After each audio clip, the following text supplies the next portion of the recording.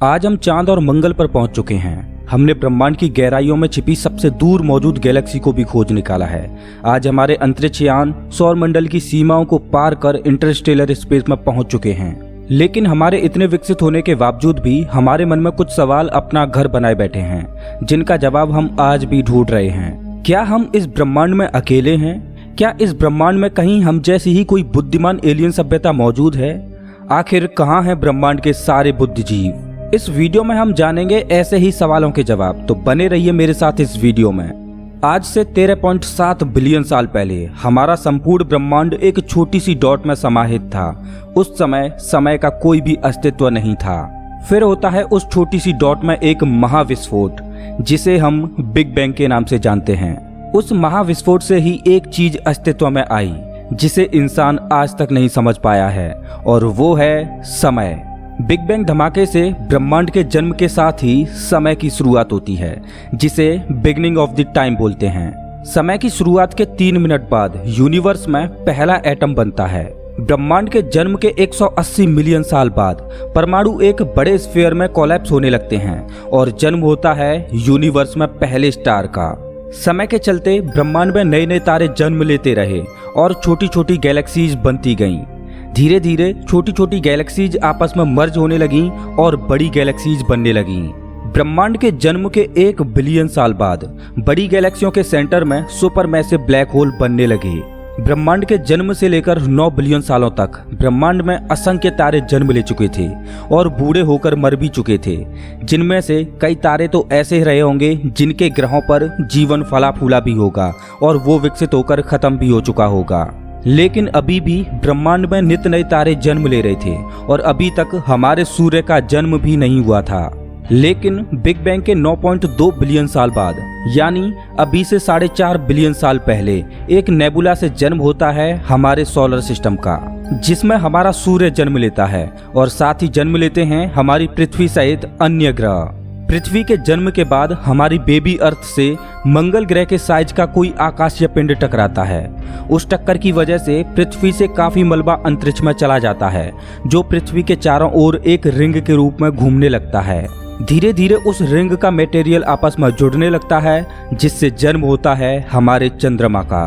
धीरे धीरे पृथ्वी ठंडी होती है और इस पर ठोस जमीन बनने लगती है। पृथ्वी पर लाखों सालों तक कॉमेट्स और एस्ट्रॉइड्स की बारिश होती रही और कॉमेट्स अपने साथ पानी लाते रहे। शुरू में पृथ्वी पर वायुमंडल नहीं था, लेकिन बाद में पृथ्वी पर पिघले हुए पदार्थों और फटते हुए ज्वालामुखियों से पानी की वाष्प, कार्बन डाइऑक्साइड, मीथेन और अमोनिया गैसें निकली, जिससे पृथ्वी का शुरुआती वायुमंडल बना। लेकिन अभी भी पृथ्वी पर जीवन देने वाली गैस ऑक्सीजन नहीं थी। लेकिन सूर्य से आने वाली किरणों ने पानी के साथ रिएक्शन करके उसे हाइड्रोजन और ऑक्सीजन में तोड़ दिया। इन सब घटनाओं के बाद पृथ्वी पर घटती है एक अनोखी घटना। वो थी पृथ्वी पर जीवन की शुरुआत। पृथ्वी धीरे धीरे ठंडी हुई तो भाप के कंडेंसेशन की वजह से इस पर बहुत तेज वर्षा शुरू हो गई और बरसते बरसते इसने महासागरों को ही भर दिया। पृथ्वी पर धीरे धीरे आदर्श स्थितियां बनने लगी थीं और समुद्रों में कार्बन के जटिल अणुओं से जीवन की शुरुआत होने लगी। जीवन अपना जटिल रूप धारण करने लगा और अपने आप को इवॉल्व करने लगा। पृथ्वी के वायुमंडल में ऑक्सीजन की मात्रा बढ़ने लगी, साथ ही ओजोन लेयर का भी निर्माण होने लगा। जीवन अपने आप को विकसित करते हुए समुद्रों से बाहर आया और अलग अलग प्रजातियों में इवॉल्व होने लगा, जिनमें से विशालकाय डायनासोरों का भी विकास हुआ। फिर आई एक महाप्रलय में डायनासोरों का अंत हुआ और पृथ्वी पर जीवन एक बार फिर से अलग अलग प्रजातियों में विकसित होने लगा। इस बार विकास करने की बारी थी मैमल्स की। मैमल से विकसित होते हुए आज हम इंसान बने, इस ग्रह की सबसे बुद्धिमान प्रजाति।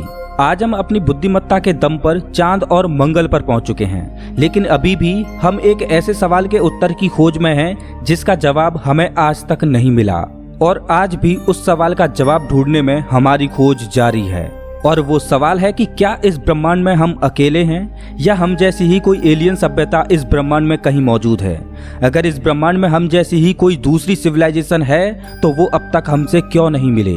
आखिर कहाँ है ब्रह्मांड में मौजूद एलियन, और क्या हमारे सौरमंडल में पृथ्वी के अलावा कोई ऐसा ग्रह रहा है जिस पर कभी जीवन फला फूला हो। जैसा कि हम जानते हैं कि हमारे सौरमंडल के जन्म के शुरुआती दौर में जब प्लैनेट्स जन्म ले रहे थे, तब ये अपने शुरुआती दौर में काफी गर्म थे और लाखों सालों तक ये ग्रह ठंडे होते रहे।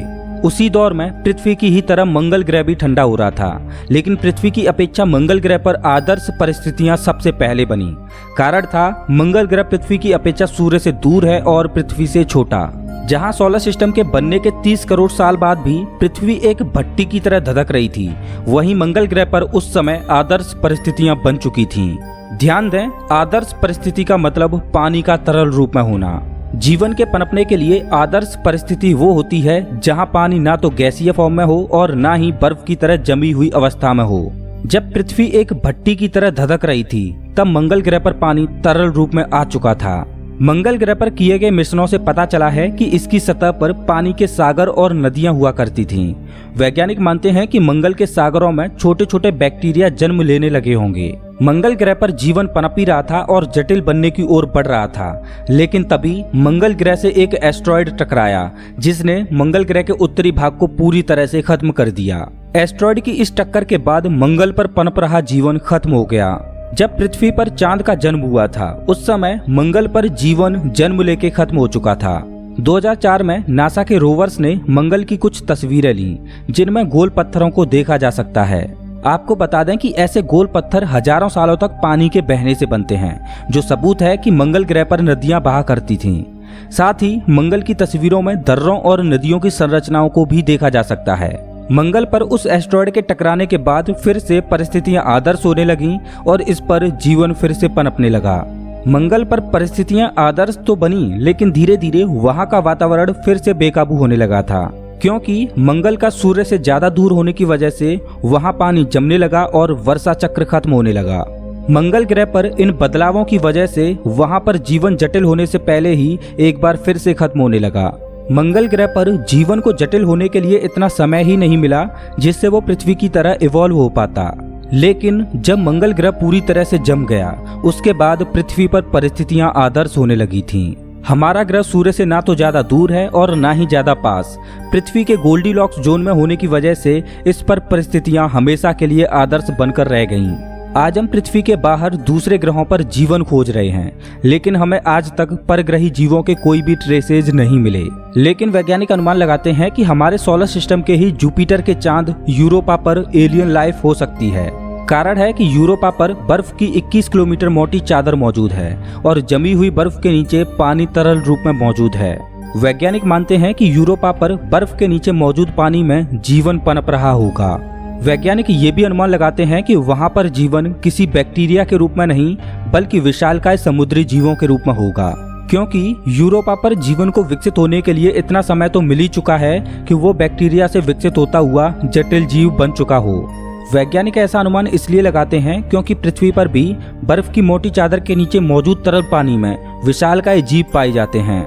हमारे सौर मंडल में मंगल ग्रह और जुपिटर के बीच मौजूद एस्ट्रॉयड बेल्ट में एक ड्वार्फ प्लैनेट मौजूद है जिसका नाम है सीरिस। वैज्ञानिकों के अनुसार इस बौने ग्रह पर भी बर्फ की चादर मौजूद है जिसके नीचे पानी तरल रूप में मौजूद है। वैज्ञानिक अनुमान लगाते हैं कि इस बौने ग्रह पर बर्फ के नीचे मौजूद तरल पानी में जीवन पनप रहा होगा। अब सवाल ये है कि हमारे सौर मंडल में ही पृथ्वी के अलावा अन्य ग्रहों पर भी जीवन के पनपने की संभावनाएं हैं, तो हम अभी तक किसी भी एलियन सभ्यता से क्यों नहीं मिले? वैज्ञानिकों के अनुसार हमारी मिल्की वे गैलेक्सी में ही लगभग 50 करोड़ प्लैनेट्स तो ऐसे हैं जो कि पृथ्वी की ही तरह हैबिटेबल जोन में हैं। हमारी गैलेक्सी की उम्र पृथ्वी की उम्र से लगभग 3 गुना ज्यादा है, तो ऐसी स्थिति में कुछ ऐसे भी ग्रह रहे होंगे जिन पर पृथ्वी के जन्म लेने से पहले ही जीवन काफी आधुनिक हो चुका हो। जब इतने कम समय में हम इतने आधुनिक हो चुके हैं, तो जिन ग्रहों पर एलियन सभ्यता पृथ्वी के जन्म लेने से पहले ही विकसित हो चुकी थी, आज वो कितने आधुनिक हो चुके होंगे। इतने समय में तो वो लोग इतने एडवांस हो ही चुके होंगे कि वो अलग अलग ग्रहों पर ट्रेवल कर पाएं और दूसरी एलियन सभ्यताओं को खोज पाएं। जिस तरह से हम अपनी टेक्नोलॉजी से दूसरी एलियन सभ्यताओं को खोजने की कोशिश कर रहे हैं, तो जो सभ्यता हमसे अरबों साल पहले ही विकसित हो चुकी होगी, तो उनकी टेक्नोलॉजी आज कितनी एडवांस होगी। लेकिन अब सवाल ये है कि अगर ऐसी कोई सभ्यता है तो आज तक उन्होंने हमें क्यों नहीं ढूंढा और क्यों हम आज भी अकेले हैं। हम ये जाने कि हम क्यों अकेले हैं, तो उससे पहले जान लेते हैं कि जो सभ्यता हमसे अरबों साल पहले ही विकसित हो चुकी होगी, तो आज उनकी टेक्नोलॉजी कैसी होगी। वैज्ञानिक किसी भी सिविलाइजेशन को उनके विकास के आधार पर 3 भागों में बांटते हैं। टाइप 1 सिविलाइजेशन, टाइप 2 सिविलाइजेशन और टाइप 3 सिविलाइजेशन, जिसे कार्दसेव स्केल भी बोलते हैं। टाइप 1 वो सभ्यता होती है जो अपने ग्रह की संपूर्ण ऊर्जा को इस्तेमाल कर पाए।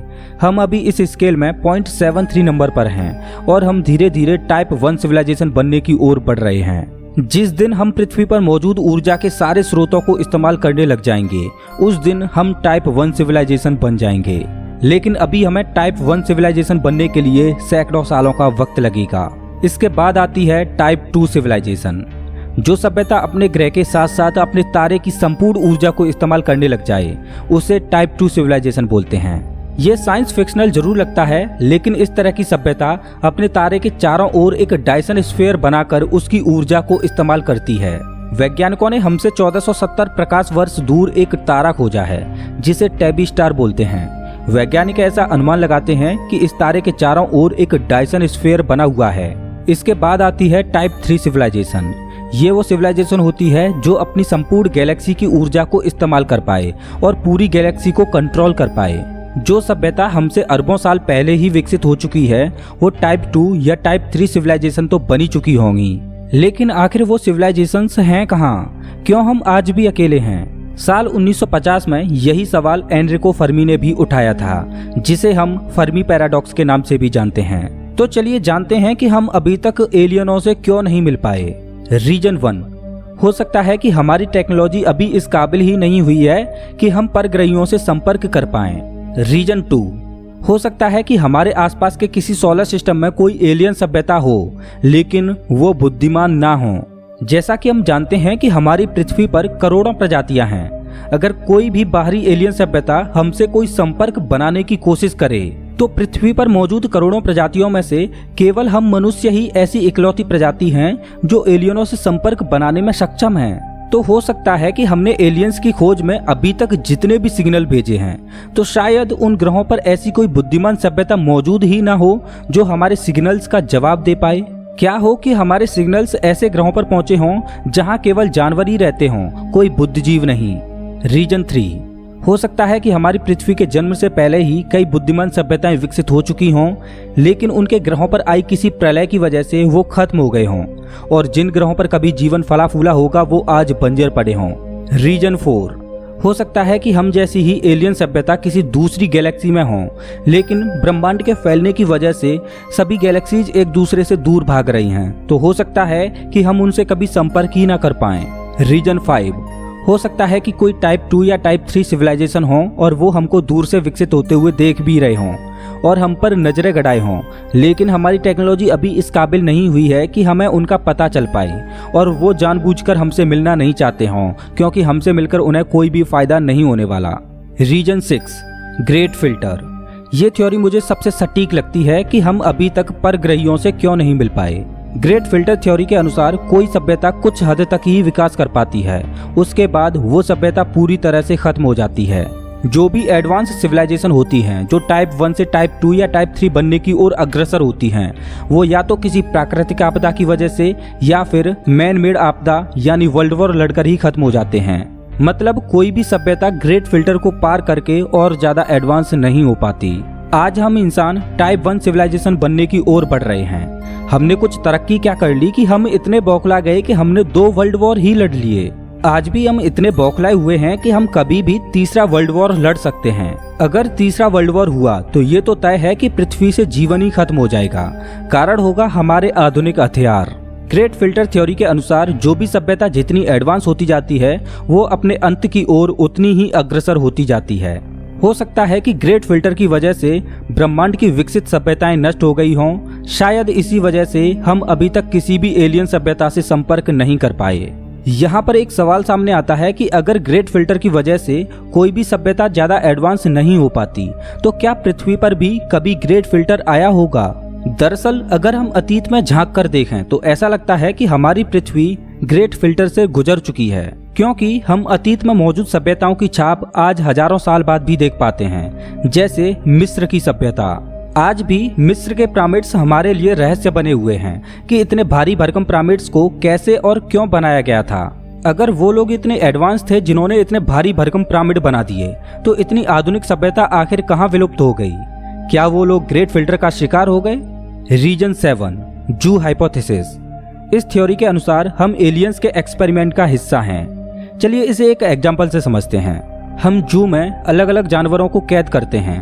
हम उनके सर्वाइवल के लिए सारे इंतजाम करते हैं। हम उनको केवल बाहर से ही विकसित होते हुए देखते हैं। हम उनके बीच में नहीं जाते ताकि उनको कोई डिस्टरबेंस ना हो सकता है कि एलियंस भी हमें अपने ग्रह से देख रहे हों कि हम कैसे अपने आप को डेवलप करते हैं, हम कैसे अपने अस्तित्व की खोज करते हैं, हम कैसे उनसे मिलते हैं जो हम पर एक्सपेरिमेंट कर रहे हैं। हो सकता है कि कभी कभी वो हमारे बीच आते भी हों, लेकिन उनकी टेक्नोलॉजी इतनी एडवांस है कि हमें उनके आने का आभास ही ना होता हो। लेकिन अब इस थ्योरी में एक सवाल सामने आता है कि अगर हम एलियंस के एक्सपेरिमेंट का एक हिस्सा हैं, तो वो हमसे कब मिलेंगे और क्या वो हमसे कभी मिलेंगे भी? और क्या हो अगर इस पूरे ब्रह्मांड में केवल पृथ्वी ही एकमात्र ऐसा ग्रह हो जिस पर ब्रह्मांड की सबसे अमूल्य चीज जीवन मौजूद है? आज इस ब्रह्मांड के रहस्यों को समझने के लिए हमारे मन में सवाल तो बहुत हैं, लेकिन हमारे पास उनके जवाब ना के बराबर हैं। हमारे मन में उठ रहे सवालों के जवाब हमें सिर्फ एक चीज से ही मिल सकते हैं, और वो है हमारी आधुनिक टेक्नोलॉजी। काश हम ऐसे ही विकसित होते रहें और कभी ग्रेट फिल्टर का शिकार ना हों, और हम टाइप 1, टाइप 2 और टाइप 3 सिविलाइजेशन बनकर पूरी गैलेक्सी में ही फैल जाएं और सभी अनसुलझे सवालों के जवाब ढूंढ पाएं। दोस्तों, अगर आपको ये वीडियो अच्छा लगा हो तो इसे लाइक करें और ऐसे ही मजेदार वीडियोज के लिए चैनल को सब्सक्राइब करें, साथ ही बेल आइकॉन दबाएं।